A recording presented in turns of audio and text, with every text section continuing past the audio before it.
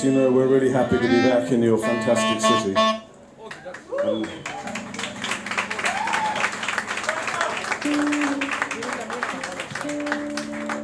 when we looked at our list of concerts over the years, and it's, hey, 500 gigs coming up. And we're going to be playing to the Athenians and the Greeks, and that is really cool.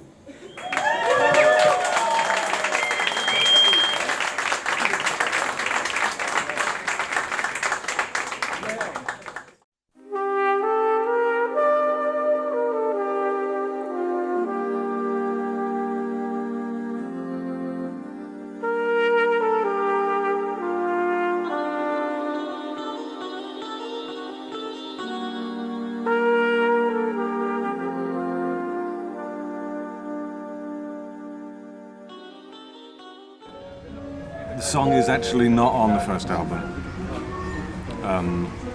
It's before the first album. It's the B-side of the first single, so it's the same period. It comes from a time when most bands didn't put the single on the album, or the B-side. So the single was something special. You could only hear that song if you had the single. Those days went about 10 years later, I suppose. But we don't play anything live from the first album anymore. But we play Wallpaper Dying sometimes. We play Wallpaper Dying partly because we know people want us to. For some reason it's one of those songs that people really like, more than we do probably. But if we didn't like it, of course we wouldn't play it. But, it's quite a popular song. People often say, why don't you play Wallpaper Dying? It's a great song. And we think, really? Okay. And it's played on Radio 1. It seems to be the song on Radio 1 in England that they play most of all of ours, which is strange. I think we probably wrote it way back in 1980 when Nick Havas was in the band, and a very rare occasion where he was writing some of the lyrics. And I was writing some as well, so we shared the lyric writing on this one.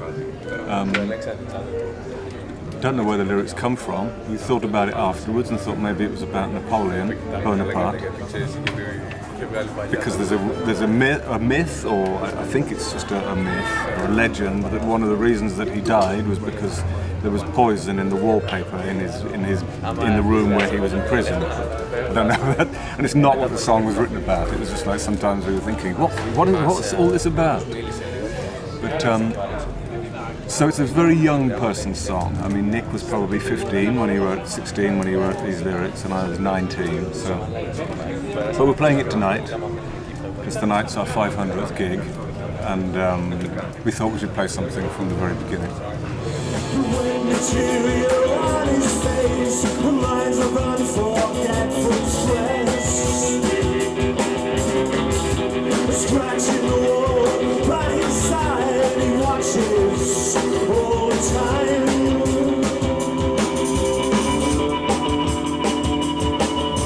While all around him, wallpaper dies.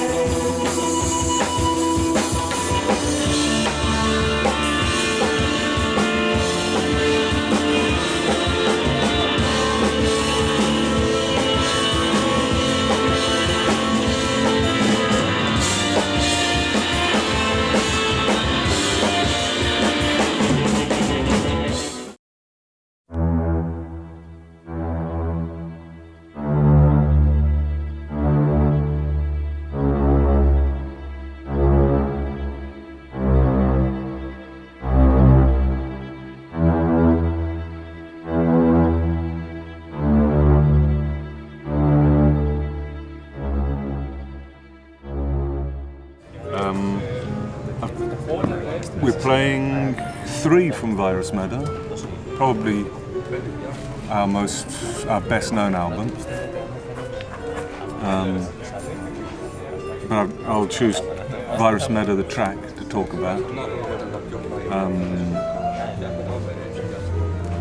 It's the moment in our history. The second album was when we realised that the place to take inspiration from, natural place to take inspiration from, musical and lyrical, was the landscape where we lived, our environment. Justin's guitar picked up on this for me. Very much reflects the sound of the countryside of Worcestershire.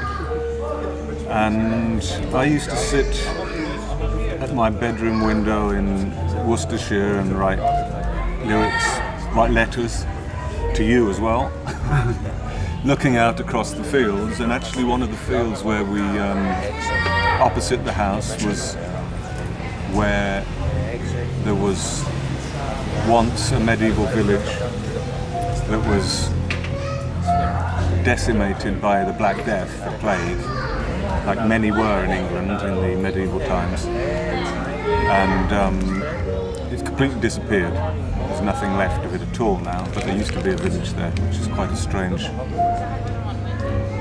thing to know when you live there, to look out and see these fields that just look like ordinary fields. So yes, Virus Meadow is written about those fields, and I suppose it's the song of ours that reminds me most of all of where we come from.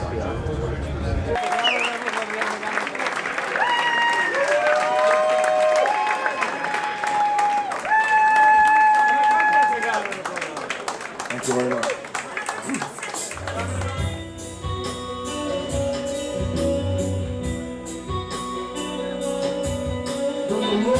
Before him wherever he goes, flying in the flat sky, shrieking from the stars, dangling from the night sky, hanging from the sun. The rooks, they seem to follow him wherever he goes.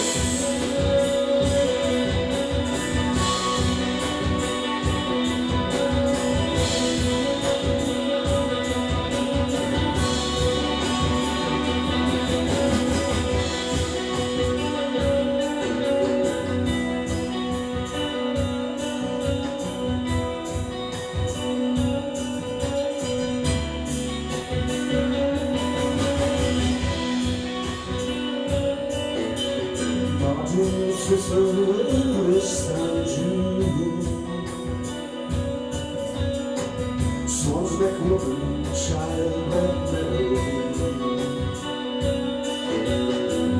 aching shoulders and kangaroo, as the birds from dishes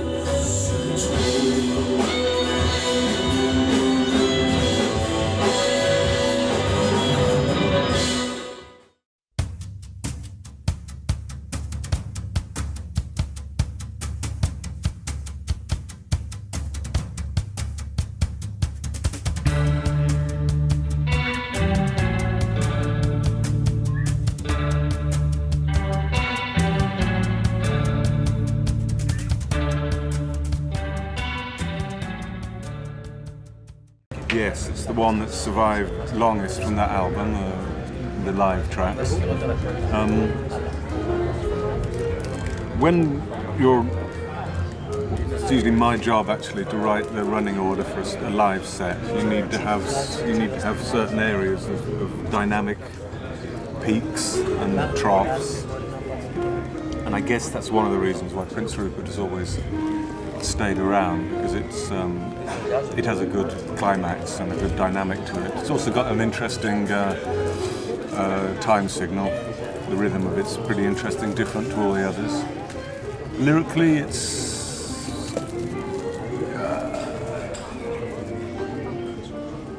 it reminds me very much of the time that when I was in Paris a lot, in France, for that album.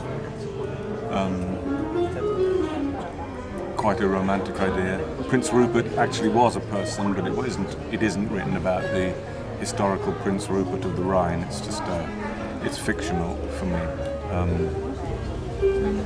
and is based around the concept of limbo, I suppose, being between wake and sleep, life and death, if you like, and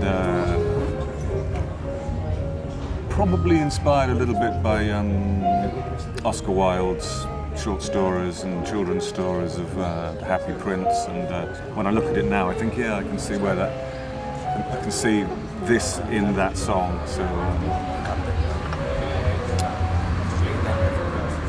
as for the album, Farewell to the Shade, very popular album for us at the time. We were playing big venues in France and Germany in those days.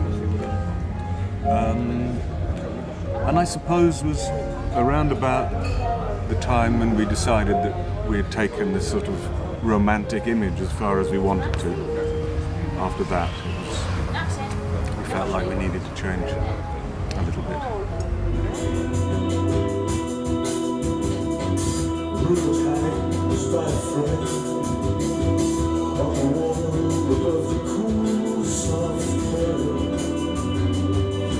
Daylight comes in flashes, like memories of lightning from the sky.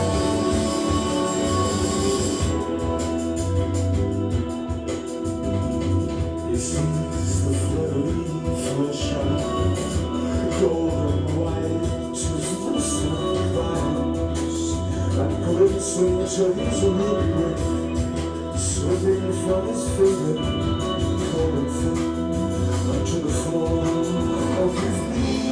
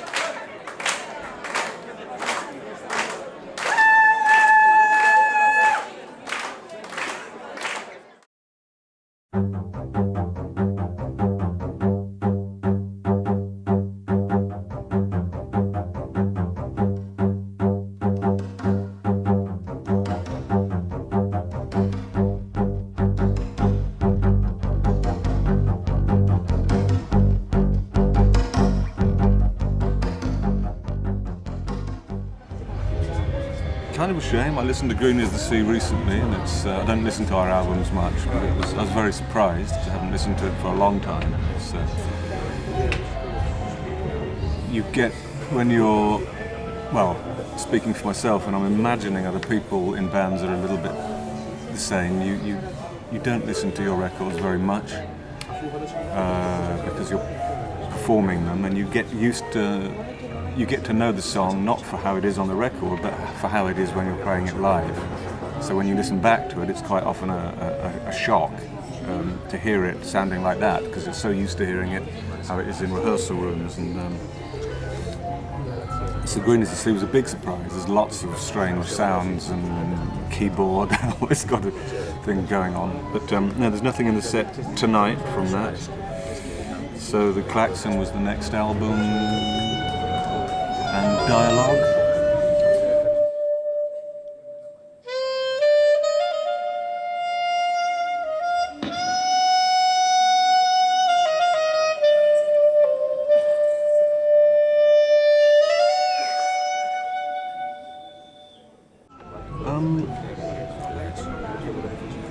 I think Dialogue was quite popular in Greece, more than other countries for some reason. I remember the first time we played here, I think it was the first time, or maybe the second time, somebody said to us, "But you didn't play Dialogue." And we said, no, we don't play that much. They said, but this is the song in Greece that people know. Really? Yeah, it was almost like an underground hit, Dialogue. I don't know if this is true, but we were really surprised to hear it.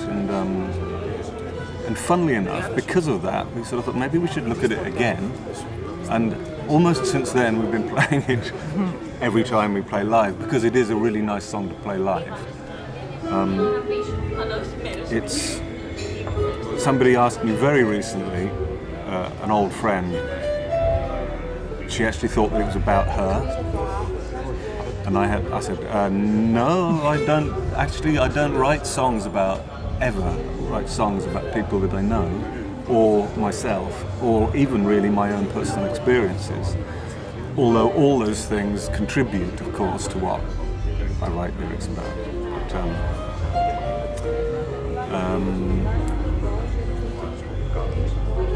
It's fiction. It's a character I've created and an environment I've based on a stately home that I went to once on the English-Welsh border. But I mean, this is all a lot to do with lyrics, and of course, lyrics is just one part of the trees. This is my soundcheck call, I think. One of the things that I was thinking about when I was explaining to this person about the song and how it was not specifically about her was the way I normally work, the way I tend to work lyrically is I'll take ideas and memories from all over the place, a book, an experience, somebody in a film, and they all merge together. So what you sometimes have is a song where I'll be lyrically, it will start in the old town of Bern in Switzerland, and at the bottom of the road it will go into a marketplace that I went to in Vietnam, for example, and out the other side again into the countryside near Worcestershire. This is quite an interesting way for me to sort of create landscapes and scenes that. So there's a bit of everything in it. But there's very rarely I'm not specifically writing about a place or a person. It does happen. Merman of the Lee was very specific to one point in my life, but. Not dialogue. And the Klaxon album was the beginning of us moving away from the pastoral, romantic sort of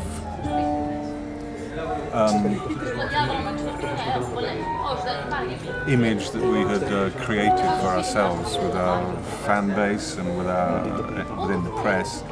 We didn't want to be trapped by that, and this was sort of, we started getting a bit more urban influences from urban landscapes and introducing trumpets and it was moving towards the sort of Americana trip that we had, that we went on later, a slight Americana trip. We recorded it in Cornwall, in England, on the coast. I have great memories of spending 2 weeks down at a friend's house by the sea and setting up all the equipment and recording and seeing the weather coming across the sea. We get a lot of weather there. Not more different weather than you get in Greece. Not as much wind probably, but a lot of different weather coming in and good memories, yeah.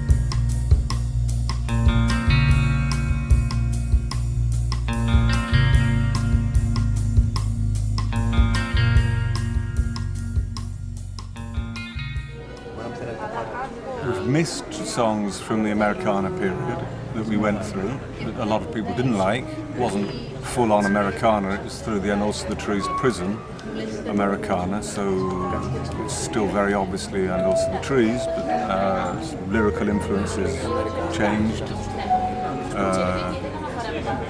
I was deliberately letting myself be influenced by the beat poets and Kerouac and Burroughs and the art of Edward Hopper, this kind of 50s. And Justin was, which was mainly inspired by Justin deciding to change his guitar sound from his classic sort of his sound that he created, the sort of balalaika mandolin balalaika sort of sound that he which is really his sound. He wanted to get away from that and started playing a much more sort of twangy Dwayne Eddy, Link Ray kind of sound. So I had to adapt my lyrics to this, which I always do. The lyrics mainly come from Justin's guitar and the band's music. We went through a long period of, for us, change. We moved away from Worcestershire. It's just Paul lives in Worcestershire now, the drummer. I went to live in Switzerland, Justin went to live in London, Stephen was on the verge of going to America. But this was like a new beginning for us, Further From the Truth album. We could have split up after Silver Soul, but we felt it wasn't over. There's more to say, more of our history to come. And we let go of a lot of things. We let go not just of creative influences. We let go of the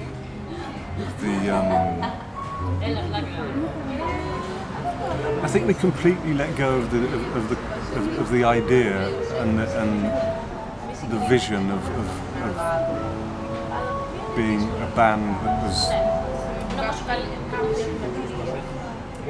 ever going to make enough commercial or financial impact for us to survive on. So this is when we started going alone with our own record company and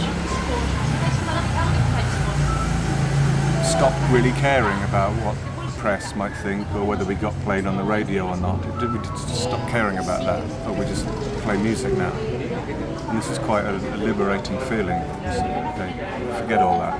Don't care what anyone thinks anymore. We just play our music the way we want to play it. And I think we drifted back to our roots. Justin started coming up with ideas that had more of this going back to his old sound. And we thought very carefully about this. Is this retrogressive to go back and play in this way?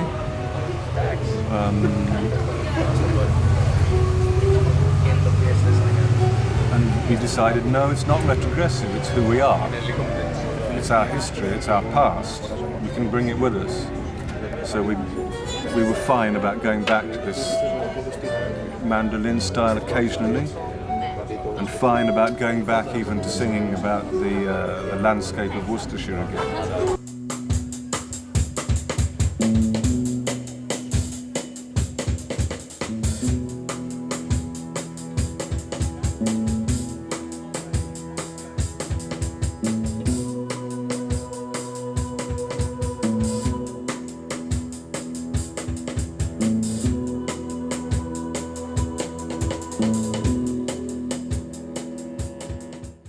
Untangled Man. It's the last track on the album. It's quite a big song.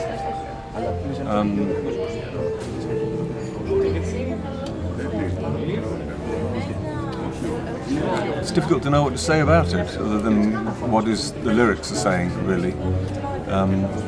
This was thinking back on it lyrically again, and as I was saying before I left before, the important thing is that what I'm saying is it very heavily to do with the lyrical influence, but really And Also the Trees is a hell of a lot more than just the lyrical influence, because the lyrics almost always are coming from the music. I'm looking in the music to try and find the lyrics. So without the music, nothing exists at all. So this is really primarily the most important thing. But of course, if you're asking me, my memories are all to do with the lyrics, because this is what I spend my time doing. And I remember Untangled Man being quite different for me, because I sang things and I thought, where does that come from? Can I just let it be like that, the way it's come out on the stream of consciousness? I used to spend hours changing everything so I could understand exactly where it was coming from and what it meant. And with this song I thought, no, I quite like the ambiguity of it. And on this album there are a few tracks where it came from the stream of consciousness, and I thought, okay, what does this mean? And I have to try and understand it, like one tries to understand a dream. What did that dream mean? And you think back on it and you think, well, yes, you can take it to pieces and understand where it came from, but is that helpful? Or is it more have more beauty in a way if you just take it for what it is, which means you can interpret it in different ways. And I do, with the songs from that album. In My House, for example, is a very confusing song, but I really like the ambiguity of it. I don't quite know what it's about. So I love singing it and The Untangled Man, because it can mean different things at different times. And this is kind of a change for me in lyric writing. I didn't have to understand everything.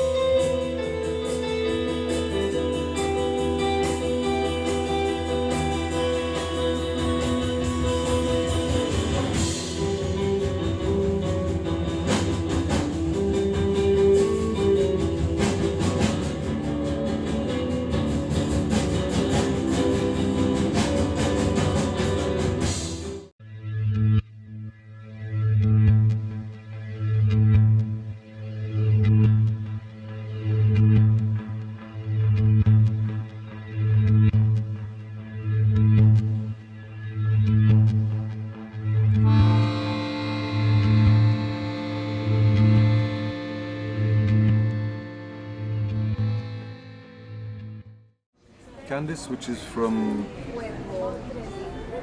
Listen for the Rag and Bone Man. This is when the first album of Ian Jenkins, playing bass. He's playing double bass, bowed and with his fingers as well, like a jazz player on a lot of the tracks. Very important album for us, the first one without Stephen, which we knew would be difficult and was difficult. It kind of brought something, of course, having a new person brings new challenges, and we were on our way with Further From the Truth to a kind of renaissance, if you like, a kind of new way of working. And we were really happy with this album. Candace was a really nice piece of music that Justin and Ian and Paul had created together, and Ema. And while I was trying to find lyrics for it and a vocal, I happened to be reading the novel by William Faulkner, The Sound and the Fury, where one of the lead characters is Candace, Caddy. She's the sister. And as occasionally happens when I'm working, it just seems somehow right that the music coincides with something that I'm reading. So I took very specifically, unusually, just this character and brought it into the lyrics and the song.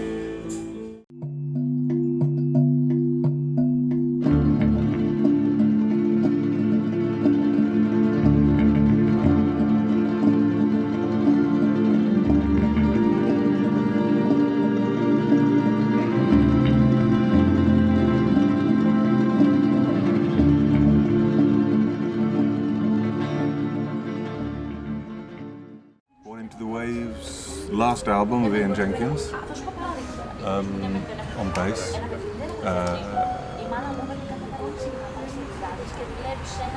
Maybe my favourite album of the Trees.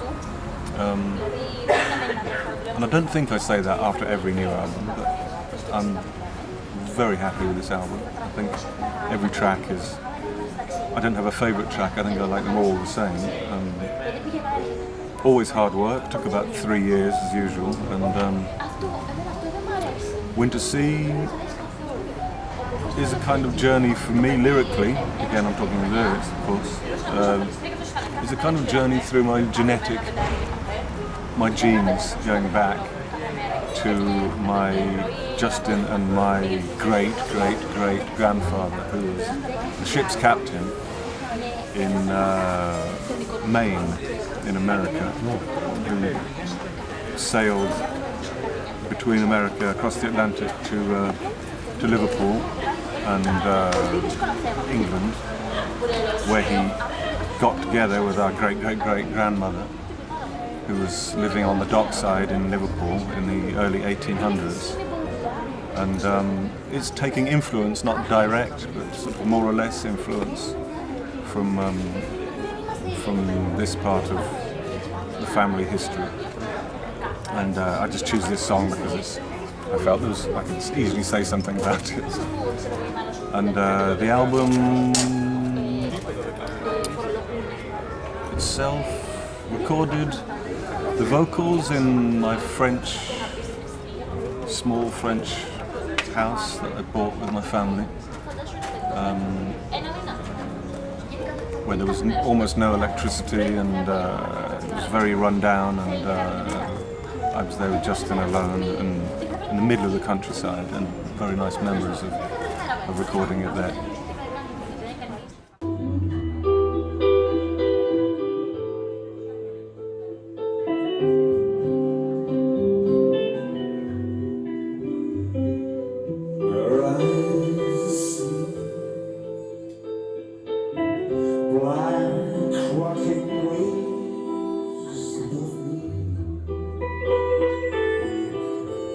Tomorrow, and in my